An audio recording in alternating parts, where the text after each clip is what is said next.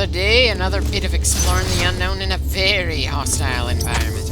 And while we're still missing some especially critical gear at this point,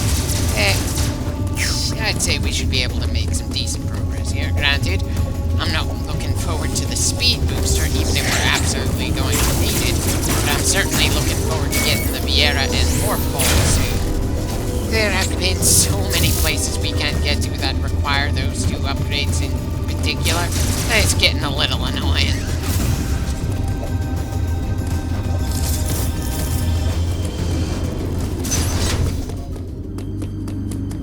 It might not be the best idea to head back the way we came again, but it's not like I've got too many ideas how to move forward from here anyway. I hope everyone's prepared for some more fast-forwarding, since we've got another loading screen and some more running around areas we've already explored to do.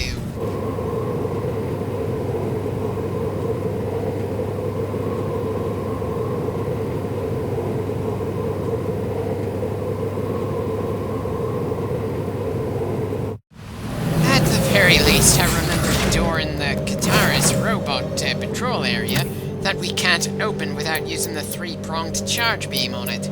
Not that I remember specifically where it was.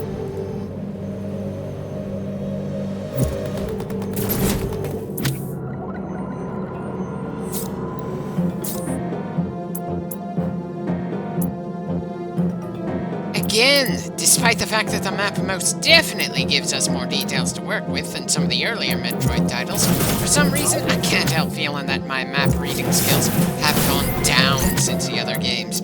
I really wish I knew why.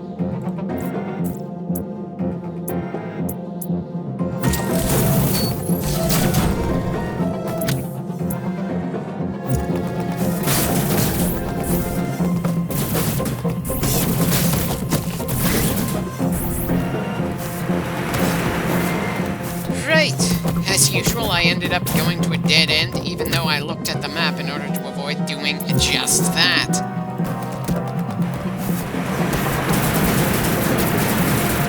If there's a way to blast to the outside of this tube, we don't have the gear for it just yet. Maybe that's the door I'm remembering.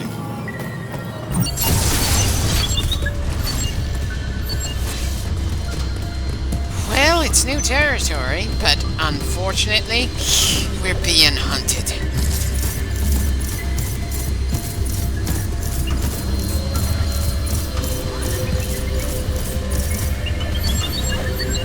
Right. Too much to hope that we'd somehow manage to lose the bastard. And I managed to bring us to another dead end while trying to figure out where to go next. Bloody hell. This would be so much less annoying if I could find my way around without so much damn trouble. Again, I have a hard enough time figuring out how to move on from one clip to the next, without having to deal with an unstoppable thing that can kill us the moment it touches us. Sure, we managed to escape the last few times we were grabbed, but I don't want to have to rely on that to make it out of sticky situations around here.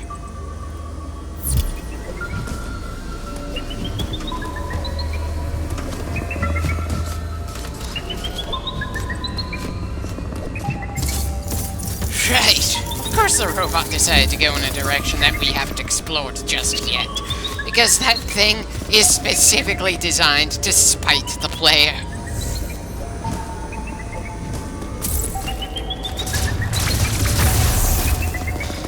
At least it's the green one we're trying to dodge here, not the yellow. And great. I just had the random thought of if I'd laugh or just piss myself if the yellow had a number 13 drawn on it. Sure, it'd be pretty unexpected for a Metroid game to have something referencing the Ace Combat franchise. They're made by two entirely different companies in entirely different genres. Still, I'd personally still find it amusing. Anyway, seems it's time for us to break another Federation brain and gain a supercharged beam to kill the next robot. Wonder what upgrade the green one has waiting for us. I'm pretty sure the yellow's gonna give us the speed boost.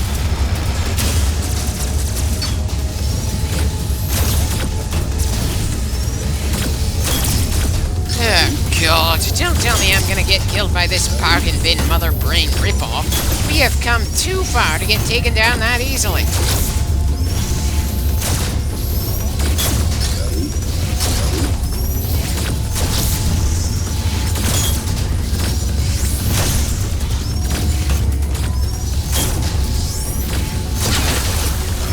And that does it. Was it just me, or were the turds just a bit more relentless this time around?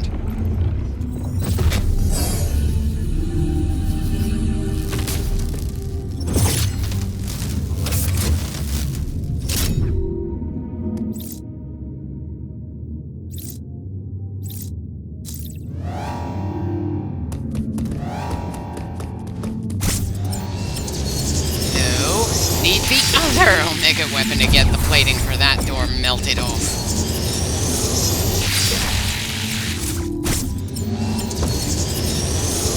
Oh god, I'm gonna have to double check the controls or something, aren't I? Ah, good. I didn't need to outright look it up, just needed a moment to remember part of the gimmick here. Despite the fact that we already went through a few tutorials for the Omega Beam thing a while ago, the fact is we don't really have the Omega Beam for extended periods of time. We only need to use them in very short, very specific moments before it's gone again.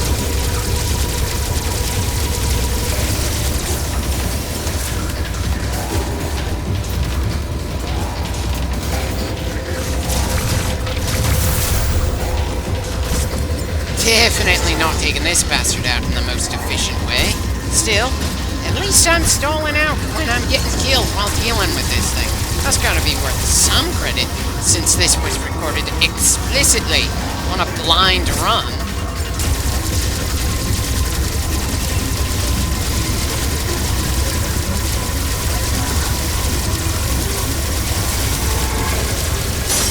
Right, that's opened an eye. Okay, I swear that thing started to move faster the moment we took the shield off its eye. I call bullshit there. Sure, it could have been a lot worse, but still, do something to throw you off in the middle of a encounter of this type and caliber? Ugh. What? That just seems cheap from the game designers. Though maybe I'm just being a little bitter because I've died to the Emmys way too often.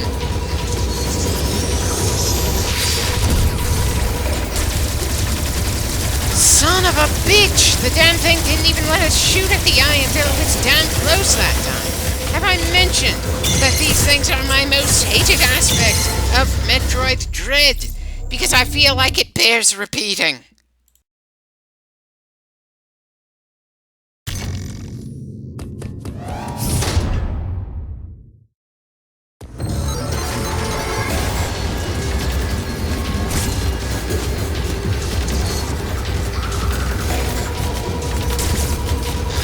Son of a bitch. Those things were granted far too much cleverness, considering how annoying it is to kill them while they can kill us with ease. I swear, if I get killed before killing this boss a third time in this clip, I'm gonna start fast-forwarding again.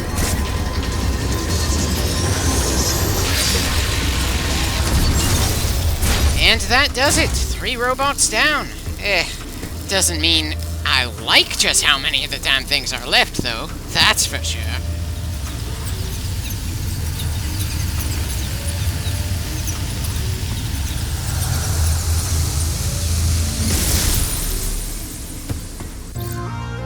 Ah! Thank you for that particular upgrade. Some has felt especially incomplete without it. I suppose we're still going to use the slide a decent amount just for the sheer speed, but that doesn't change the fact that it just feels odd in a 2D Metroid title to slide instead of using the Morph Ball. I don't think I consider any of the other new abilities in this game that odd, but then it's not like we've seen all the new abilities yet in this LP. Maybe seeing one of them while working on commentary instead of just holding the controller in my hands will change my mind. Anyway, I think there were a decent number of things to grab in that absolute first area where we dealt with the first 2 robots.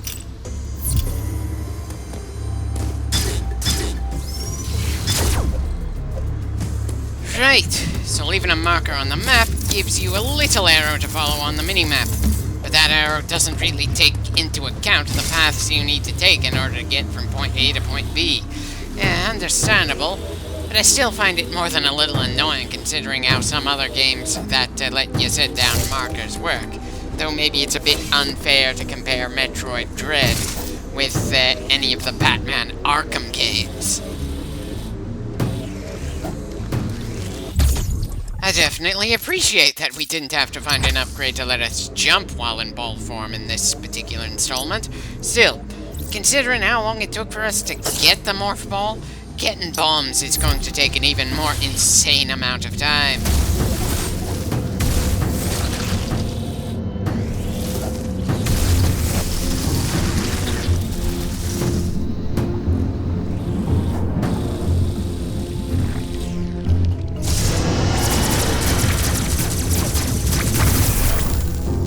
Nice to know we can reach this area, but that doesn't really mean much if we can't go through that door.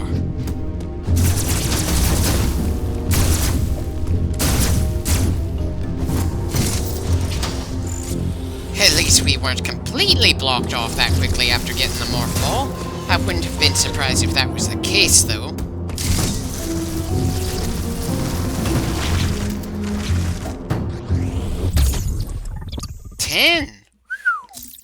Guess that means there's fewer overall missile upgrades scattered around than I thought. I certainly appreciate getting that many in one go, considering we damn near ran out of ammo against the first boss a few times, and against those robot brain things. I should probably go more out of my way to remember just what those brains are called, since they're so critical in destroying the enemies.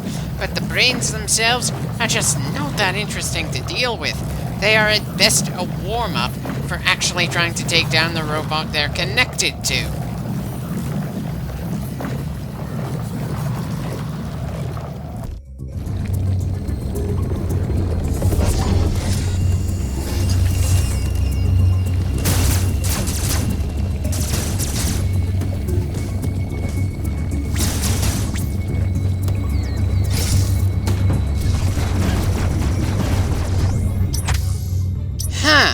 Wonder why the teleporter sent us here.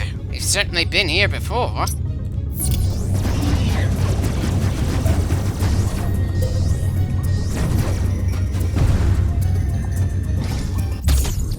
May as well grab what we can while we're here as I try to figure out where we really need to go next. Again, not as limiting as Fusion was, which is interesting because Fusion was the only other 2D Metroid that tried to do anywhere near as much work when it comes to actually giving us storytelling during one of the games.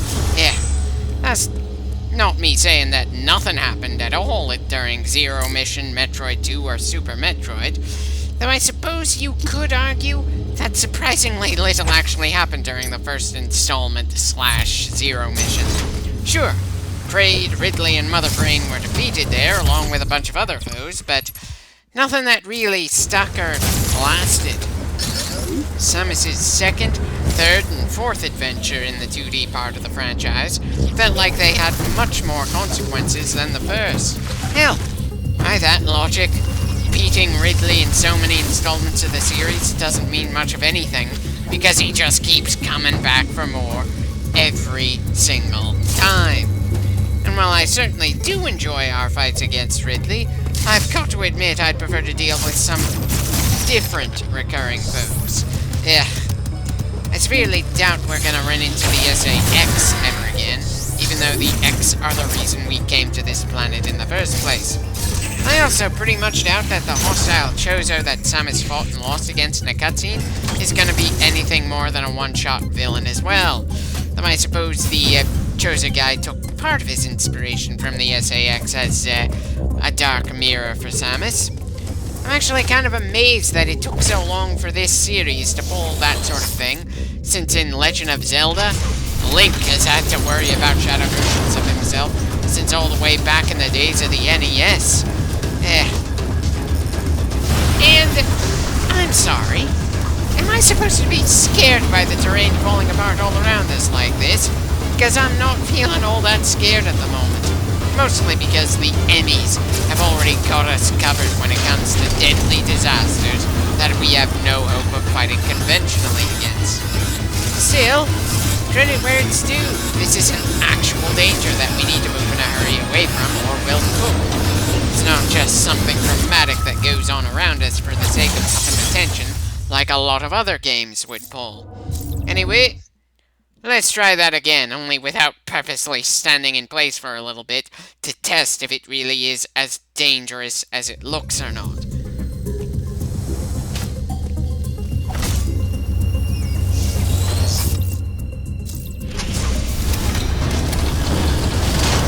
I'd ask why messing with the thermals here made things go to hell when all the others were just fine, but I suppose that's part of the point behind the surprise.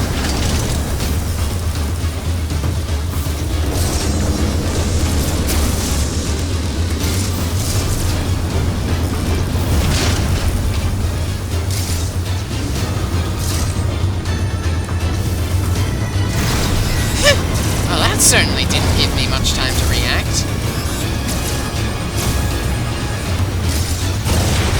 And yet another nasty little surprise in a short gauntlet of fast-paced surprises. At least I doubt the disaster is going to keep following us into this room.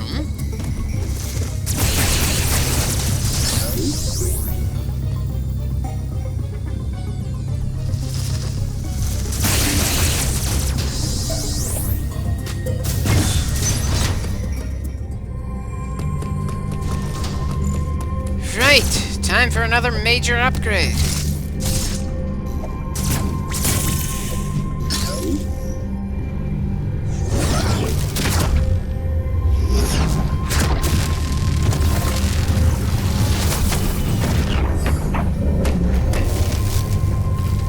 Oh yeah, definitely appreciate seeing that orange there. We've gotten both upgrades that I was eager to see. Definitely a very productive clip, that's for sure.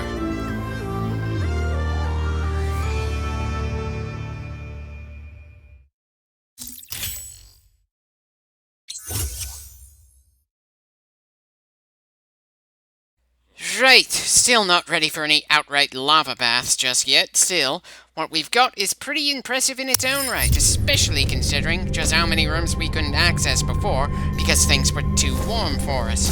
At the very least, the 2 upgrades we got in this clip are going to make me feel like we're reasonably equipped, at least for a little while.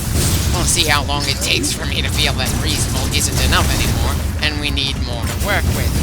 At the very least, this game certainly doesn't risk letting the player become complacent between boss fights like the other Metroid games generally did.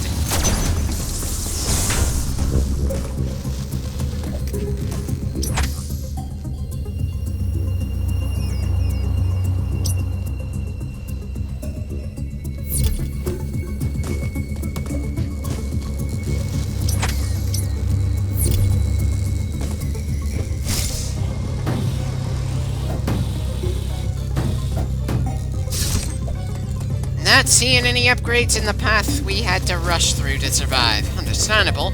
If there were any, then I probably wouldn't have moved as swiftly as I did to get out of there in the amount of time we took. How in the hell did I manage to avoid touching the lava there? It certainly looks like I deserved a burn or two.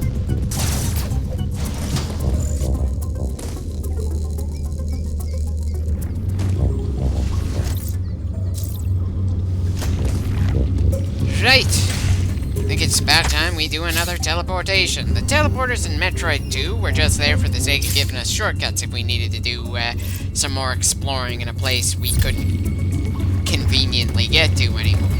But these feel like a bit more than that. I can't really remember if this is better or on par with what we had in Zero Mission, though. I kind of prefer this style of teleporters, though.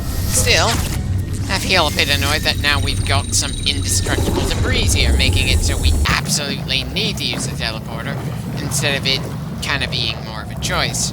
There's certainly plenty of ground in this area we could have explored nearby here. Still, I suppose if we absolutely need to, I can always come back.